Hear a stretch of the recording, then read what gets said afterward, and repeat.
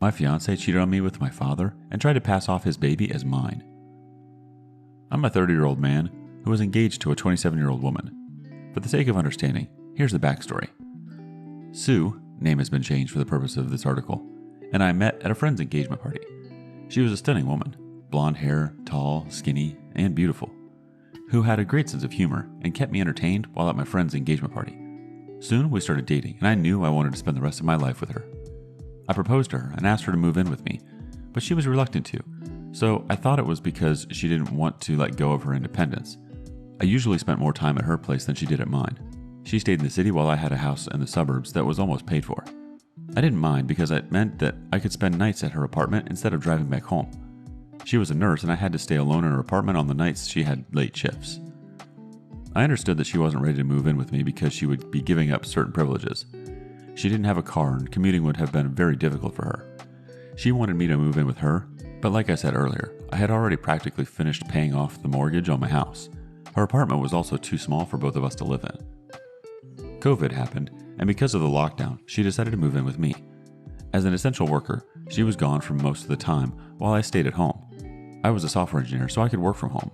Because of the pandemic, we put our wedding plans on hold. My father had flown in, so he could be there for the wedding, and he ended up being stuck.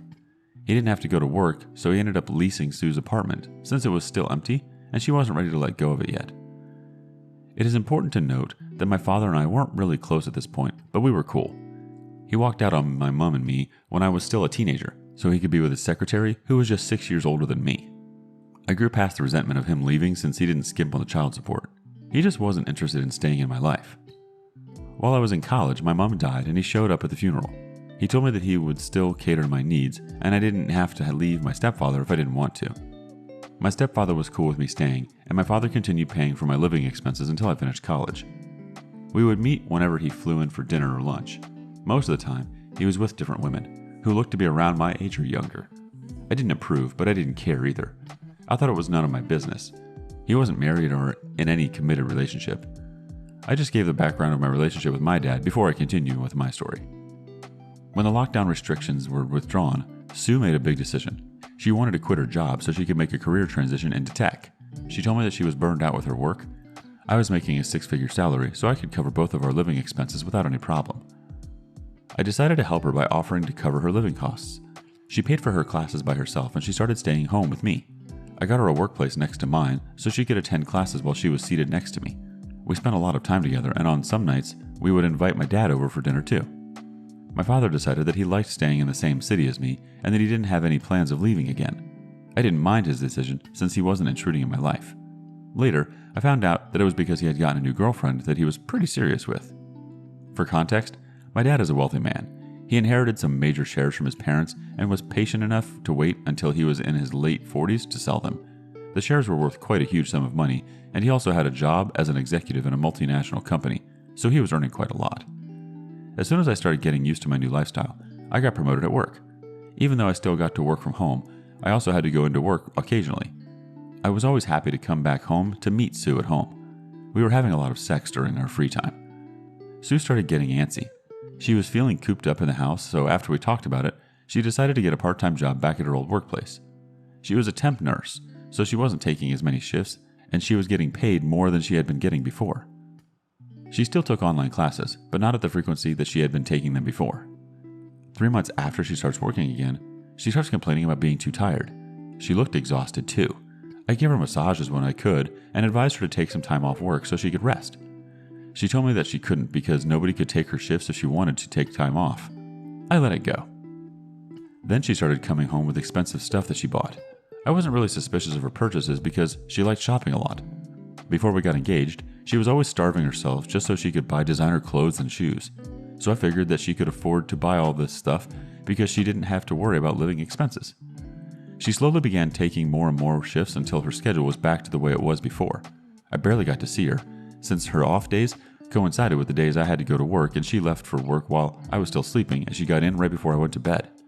Despite her busy schedule, we still found time to make love. We started planning our wedding 6 months after she started working. She reduced her workload significantly to, in her words, allow us to focus more on the wedding planning. I had no problems with it and went along with her plans. I was too busy with work to pay attention to the wedding plans with her. I trusted her decisions. Then, one night, she comes home and tells me she is pregnant. I was ecstatic. I bought her a ton of things and took her to dinner with my dad and his new girlfriend, who is just as excited as I am. Sue decided to quit her job so she could be a stay-at-home mom, and I agreed to it. By this time, I was already done paying for the mortgage, and I was in a really good place financially. I could provide all right for my family. Life was good for us. I would come back from work and Sue would tell me all about her day and the preparations that she had been making for the wedding. I noticed that my dad almost always spent the day with her in one capacity or the other. I was glad. It meant they were getting along well. What I didn't know was that she always told me about spending the day with him so they could cover their tracks. When the phone bill came for the month, I noticed that she was almost always on the phone with him. They were sending a lot of texts back and forth to each other. Now knowing what was going on between the both of them, I feel so stupid and angry. I started getting suspicious when Sue still kept on coming home with shopping bags from luxury stores.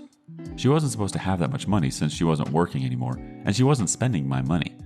I tried asking her how she was getting the money to buy all these things, and she gave me some vague answers. My BS meter was ringing off the charts, so I decided to snoop around. She must have realized that I was suspicious of her, so she stopped bringing the new stuff into the house. But I would notice her sporting a new bag or new shoes that I had not seen her wearing before, and I realized she was still buying expensive stuff. I checked her purse and found a receipt from the last time she had gone shopping. It had been 2 days before then, and I found out that she hadn't gotten those things for herself. My father's name was on the receipt as the purchaser. When she came in, I confronted her about the receipt, and she told me that my father had needed ideas in buying his girlfriend a present, and she had given him advice. As a reward for her help, he had gotten her those things from the store.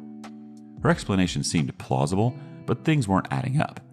There was no way my dad would blow about $5,000 on my fiancée just because she had helped him choose a gift. I started thinking about everything and then realized that my fiancé and father found a way to almost spend every day together. My father was spending more time with Sue than he was spending with his own girlfriend. I didn't have much to go on, but I was sure that something was definitely going on with the both of them.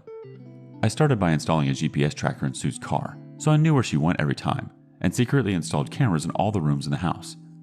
The first week, I didn't get anything from them. The only places that she visited were the doctors and the supermarket. I waited, reasoning that it was just a matter of time before they did something out of the ordinary. I got the opportunity I was waiting for when Sue forgot her phone at home while she made a quick run to the store. I knew her phone password, but I never checked her phone without reason. I discovered that she had changed the password. I returned her phone and waited for her to get back. I studied her for another week so I could get her new password, and I did, and then waited for an opportunity to get a hold of her phone.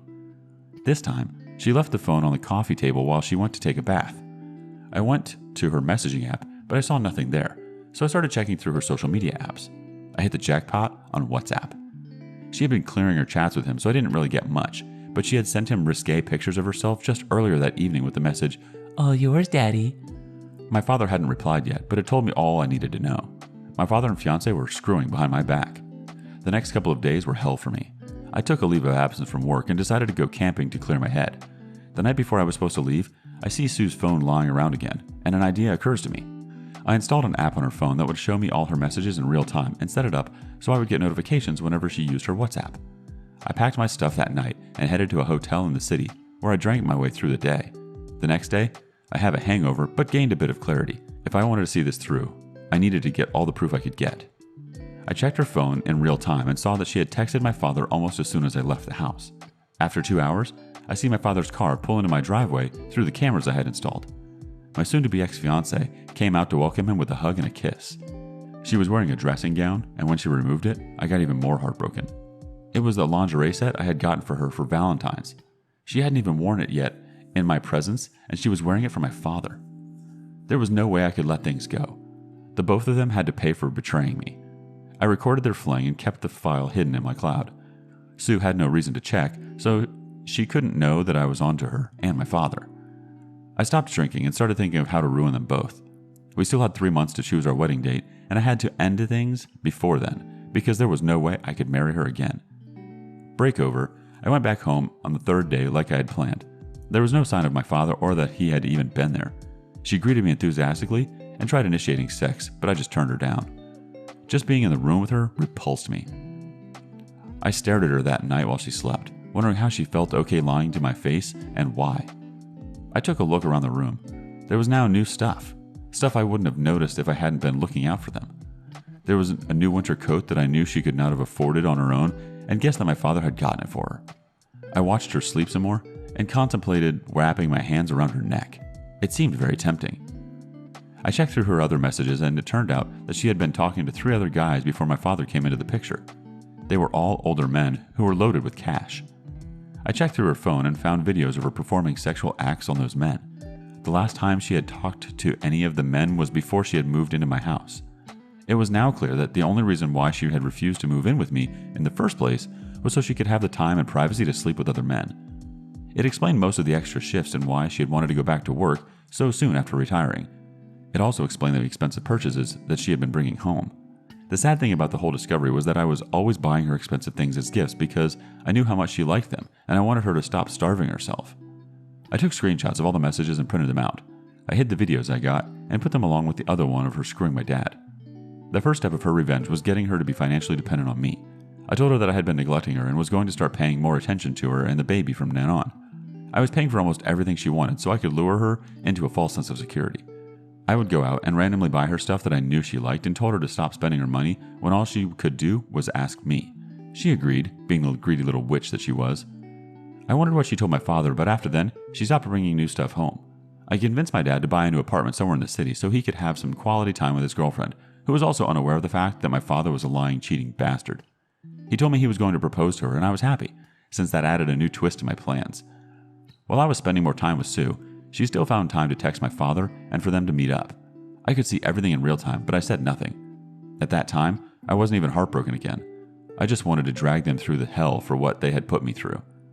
My father got a new apartment and moved out of Sue's apartment. I convinced her to sell and make a long-term investment with the money. I asked her to buy crypto. The coin was unstable and probably go defunct soon. She agreed, and I helped her handle the entire transaction. I took hold of her finances, and I discovered that she was practically flat out broke. Apparently, she had been receiving just gifts from her sugar daddies instead of money, and since she had stopped working, she had no source of income. I continued gathering evidence in the months leading up to the wedding. My father asked me if he could propose to his real girlfriend in the rehearsal dinner, and I agreed to it. The printouts I made from their conversations had become almost as thick as a whole book.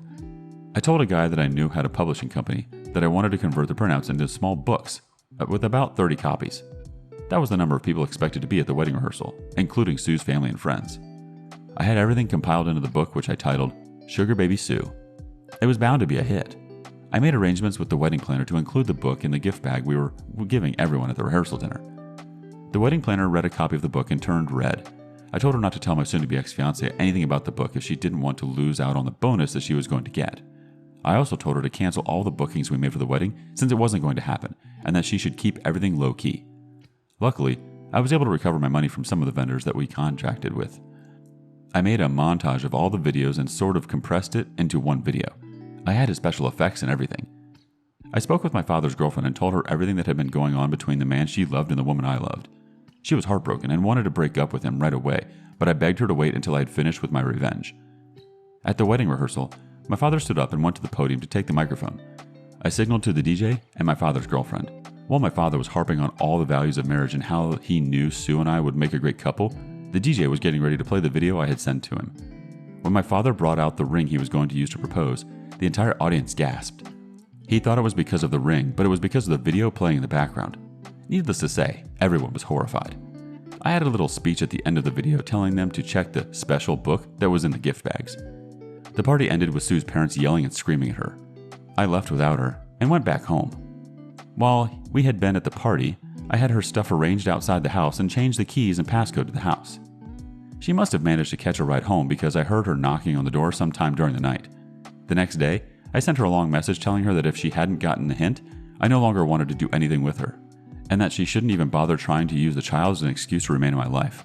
I told her that when a baby was born, she should have her lawyer contact me so I could have a DNA test done, and that it was only the results that would determine whether I would even talk to her again. I didn't bother texting my father. I blocked him everywhere on social media and changed my lines. I even sold my house and bought an apartment in the city. I went completely no contact with him. Update. It's been 9 months since then, and Sue contacted me through my lawyer. The baby was 3 months old and she wanted to take the DNA test. The results came in, and I am not the father of the baby, and neither is my father. I can finally cut her completely out of my life.